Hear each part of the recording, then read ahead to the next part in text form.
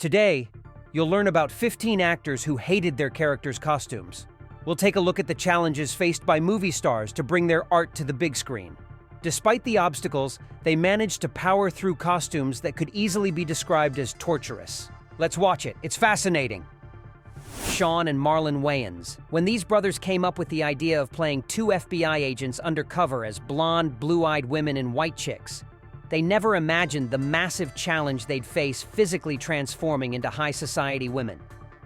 The first step to creating Tiffany and Brittany Wilson was making plaster molds of their faces, which was a claustrophobic experience that barely marked the beginning of the process.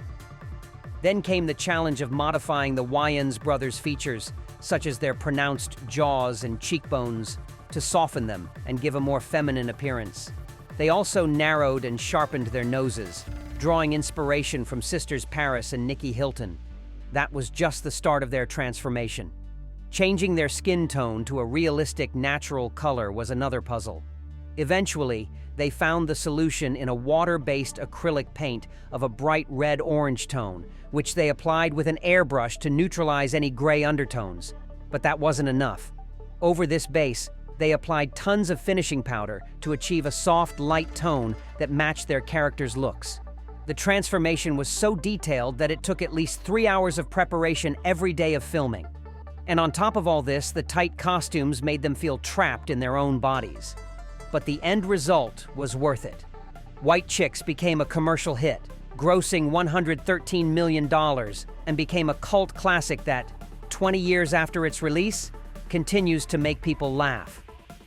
Chadwick Boseman. It's hard to find a costume in the Marvel Cinematic Universe that rivals the stunning vibranium suit of Black Panther, a design that blends power, elegance, and a royal feel that only T'Challa could wear. Since his debut in Captain America: Civil War, the suit became even more impressive with improvements for the superhero's solo movie. But despite its brilliance, it wasn't exactly comfortable to wear. In an interview, the actor who portrayed the King of Wakanda admitted that at first, he absolutely hated the suit because it was suffocating and made it nearly impossible to breathe normally. The first time he put on the mask, he felt like he was in prison. The sensation of being unable to breathe was so terrifying that during action scenes, he thought he might faint from struggling to get some air. Being a professional actor, he had to gradually adjust to the full-body, claustrophobic costume that made him feel trapped. So, it's no surprise that he wanted to take it off immediately the first time he tried it on. Luckily, the suit eventually started to feel like a second skin, and although it wasn't an easy process, Chadwick acknowledged that his mind kept reminding him of just one thing: how incredible he looked as the King of Wakanda.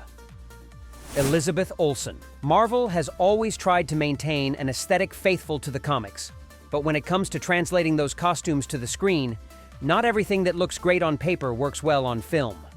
Elizabeth Olsen, who played Wanda Maximoff, experienced this firsthand. Her role in Infinity War was particularly uncomfortable because she was the only female hero wearing a costume that revealed her cleavage. In an interview with Elle, Elizabeth discussed her character's outfit, explaining that while it exposed less skin than the comic version, it still made her feel exposed compared to other actresses.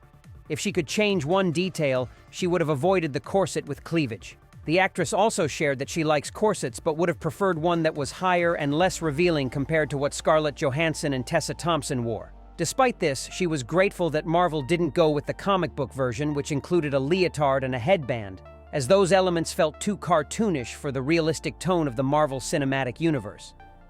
Tom Hiddleston. In an interview promoting the first Avengers movie, the cast discussed which of them had the most uncomfortable costume. While Thor's outfit was heavy and bulky, it at least had a small air conditioning unit to keep him cool. Scarlett Johansson referred to Black Widow's costume as one that trapped heat and caused hallucinations as she became dehydrated. But still, she claimed that Tom Hiddleston had the most uncomfortable costume in the entire Marvel Cinematic Universe. This was because, in the original comic, Loki wears armor and horns protruding from his head. When designing the costume for the film, they tried to stay as true as possible to Stan Lee's creation. The British actor explained that the entire suit weighed about 29 pounds of leather and metal, but just the horns on his head weighed 5.5 pounds. Due to the materials used and the large object blocking the heat from escaping his body, Tom felt like his brain was slowly turning into scrambled eggs. forcing him to take frequent breaks during filming to avoid fainting. Margot Robbie. In the world of comics, a character's appearance is crucial because every hero and villain needs to stand out visually to be accepted by fans. One of the most notable examples is Harley Quinn in Suicide Squad, whose colorful, extravagant look and bold attitude made her portrayal a true challenge. However, there was a key difference compared to other characters. While Harley Quinn first appeared in the animated Batman series in the 90s dressed in a Harlequin suit, her cinematic debut saw producers give her a more revealing and provocative outfit that made the Australian actress feel uncomfortable. According to Margot, Harley Quinn's costume made her feel exposed and in stark contrast to her male co-stars. Despite discussing with director David Ayer the possibility of giving her a more covered style, the filmmaker insisted that the shorts and tight t-shirt were essential to the character and her iconography. The actress added that she understood that Harley's essence goes beyond her clothes, and that her style reflects her chaotic and bold personality. However, she couldn't help but feel that her figure and the revealing costume were being used to draw the audience's attention. Rebecca Romijn. In the early X-Men films, Mystique stood out with her exotic mutant appearance, featuring such a deep blue tone that she was unmistakable on screen. While the result was stunning, it was actually the biggest challenge of Rebecca's career. Her daily routine during filming meant arriving on set at 11:30 p.m. to begin the lengthy makeup process, where she was covered from head to toe in prosthetics and blue paint. By the time the process finished at 7:30 a.m., it was time to start shooting for the rest of the day. This meant her workdays were nearly 24 hours long, leaving little time for rest after such grueling shifts. Acting in so much prosthetic work posed another challenge, as she felt the prosthetics restricted her facial expressions, making it difficult to convey the emotions of such a complex character. Despite the exhaustion, Rebecca looks back on that time fondly, and is proud of how her sacrifices helped make Mystique one of the most beloved characters in the X-Men trilogy. Jeff Goldblum. The Fly is a 1986 film in which Jeff Goldblum portrayed a scientist named Seth Brundle, whose work creating a teleporter leads to disastrous consequences when he fuses with a fly's DNA. As the story progresses, his character undergoes a gradual physical transformation into a fly, which meant Jeff Goldblum endured an intense process, evolving from just a little makeup on his face to becoming a grotesque, inhuman creature. By the end of filming, the makeup team required 4 hours a day to apply materials that simulated the most horrific scabs, warts, and lumps ever seen in film. As expected, wearing so much makeup came with its own challenges, such as difficulty moving and expressing emotions through the thick layer of material, which weighed almost 3 kilograms. However, Jeff's stellar performance, combined with the incredible work of the production team, made The Fly a classic in the horror genre, earning an Academy Award for Best Makeup. Helena Bonham Carter. In 2001, the multi-award-winning actress fully immersed herself in her role as Aerie in the remake of Planet of the Apes. But the process of bringing her character to life came with its own challenges, one of which was particularly exhausting. In an interview, she admitted that the worst part of filming was going to the bathroom because doing so while wearing makeup and prosthetics was its own ordeal. To imagine it, picture the actress removing her heavy, rubber, hairy hands, then struggling to peel off layers of her suit. The logistics were so complex and tiring that both she and her fellow cast members began minimizing their food and water intake just to avoid the torturous process of taking a bathroom break. Beyond the physical difficulties, the makeup and prosthetics posed another challenge. The ape mask restricted her facial expressions, making it hard to convey her character's emotions. Helena recalled how the prosthetics immobilized her face, forcing her to reinvent her acting style with minimal movements and relying on her voice to express what the character was feeling. Anne Hathaway. In 1992, Michelle Pfeiffer had the chance to portray Catwoman in Batman Returns, but had to endure countless hardships due to the extra-tight suit that made it hard to breathe normally. What no one expected at the time was that exactly 20 years later, another actress would go through the same discomfort portraying the villain in The Dark Knight Rises. First, consider that while she joined the cast of the film, Anne was also working on Les Miserables, where she had to lose a significant amount of weight for her role. Add to that her intense gym training for the role of Catwoman, and then put her in a suit so tight that it made breathing difficult. This was the perfect recipe for Anne to feel like her mind was about to collapse under the weight of anxiety. In fact, the Oscar-winning actress admitted that during that time, the only thought on her mind was how she was going to fit into the suit. She even trained at the gym for 10 months, determined to lose weight and strengthen her muscles before stepping into Catwoman's skin. Buddy Ebsen. Buddy Ebsen was the actor chosen to play the Tin Man in The Wizard of Oz, but fate and toxic makeup changed everything. As soon as pre-production started, he recorded the songs, spent 4 weeks rehearsing, and completed the costume test, so by the time he was ready to begin filming, his role turned dangerous. The studio tested multiple materials for the Tin Man's suit and makeup to achieve a metallic, shiny effect. They first tried tin sheets, cardboard, and silver fabric, but eventually opted for white makeup covered with aluminum powder.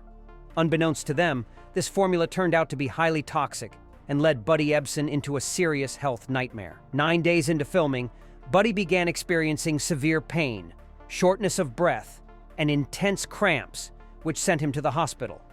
His condition worsened to the point where his lungs completely collapsed due to aluminum poisoning. During the 2 weeks he was hospitalized, producers hired Jake Haley to replace him and reformulated the makeup into a less toxic paste. Even then, the new Tin Man had to stop filming for 4 days due to an eye infection. Despite the disappointment and respiratory issues from his time on The Wizard of Oz, Buddy Ebsen had the last word in this tragic story, surviving all of his co-stars and living until his death in 2003 at the age of 95.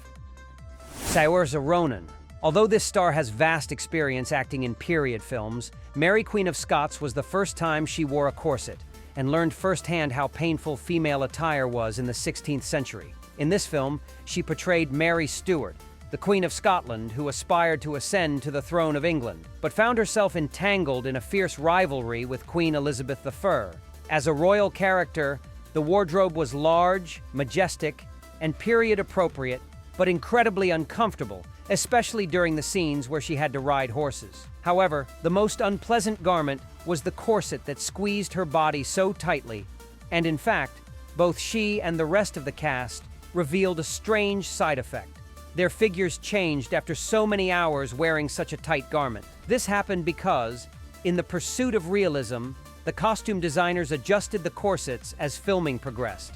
And by the time the film was finished, Saoirse and her co-stars noticed that their bodies had taken on an hourglass shape that lasted for weeks. The Irish actress also mentioned that it was no surprise to her that women in the 16th century moved so little, considering it was impossible to move freely with such a tight corset pressing on their internal organs. Malin Akerman. Landing a leading role in a major superhero production can transform an actor's career, but it also comes with unexpected challenges. Such was the case for this actress, who played Silk Spectre in the film adaptation of Watchmen, and she knows firsthand what it means to face these challenges. Taking on the role of the heroine, Malin not only faced the pressure of a gigantic production, but also her own insecurities. Feeling overwhelmed and out of place with a role so drastically different from her specialty in romantic comedies. On top of that, there was the physical challenge of playing Silk Spectre, as the tight, heavy latex suit wrapped around her like a second skin, almost preventing any movement. And to make matters worse, the costume had a horrible smell that clung to her skin, causing Malin to say that by the end of the day, her whole body smelled like latex. Beyond the discomfort, the suit created constant tension, leaving her sore at the end of each day of filming and with a sense of numbness in her body, as if she were an 80-year-old with arthritis. Additionally, her hair got caught in the zippers, pulling painfully, and the fight scenes left her so physically and mentally exhausted that at night she would call her husband in tears to vent. Fortunately, the Swedish star persevered and delivered a brilliant performance, making Watchmen a modern superhero classic.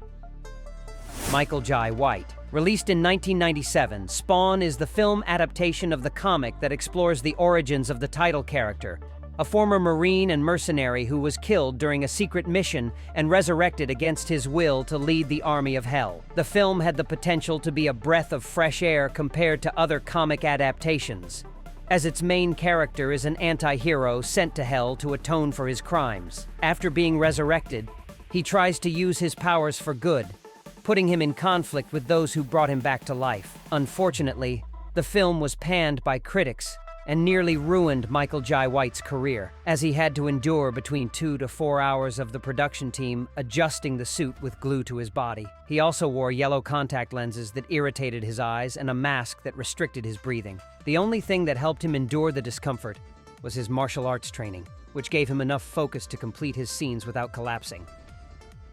Peter Serafinovich.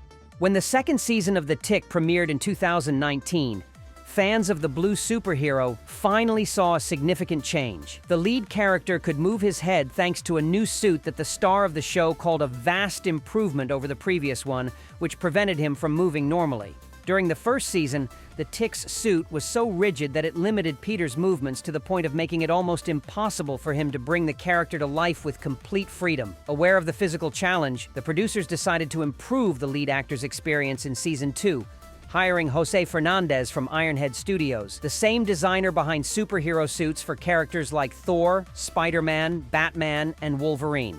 Although Peter was pleased with the upgrade, he acknowledges that no superhero suit is truly comfortable because no matter how well designed it is, its real mission is to look great on screen, while the actor's comfort is always secondary. In fact, the show's star confessed that the first suit was so uncomfortable, it not only affected his mobility, but also had a great impact on his mental state, causing claustrophobia and anxiety as he felt trapped in the bulky blue prison. Doug Jones. The Shape of Water is the film where he portrayed the amphibian man, a strange creature whose appearance was unlike anything we'd seen in previous films.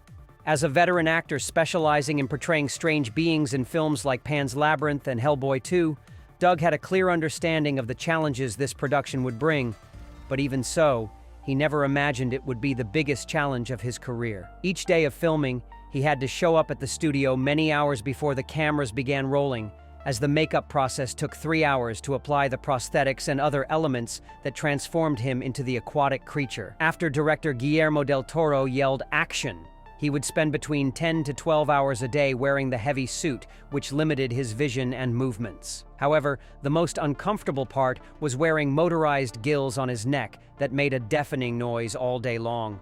The perhaps most complicated aspect was going to the bathroom, as there was only an opening at the front. If he needed to use the restroom for number 2, he had to wait until lunchtime to have enough time to remove most of the suit without ruining it while sitting on the toilet. Now tell me, which of these costumes and makeup do you think is the most uncomfortable? Leave your opinion in the comments. Here are 2 options that you'll surely love.